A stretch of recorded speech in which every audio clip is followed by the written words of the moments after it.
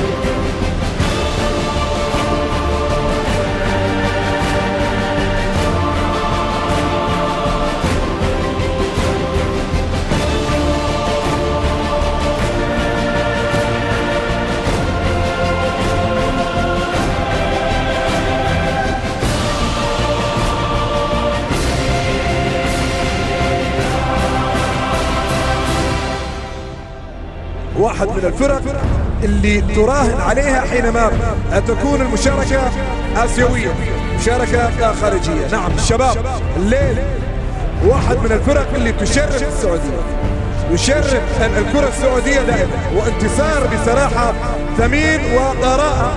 وبالتالي يعني نحن حينما يلعب الشباب نشاهد هنا كرة تمريرة خطيرة. خليلي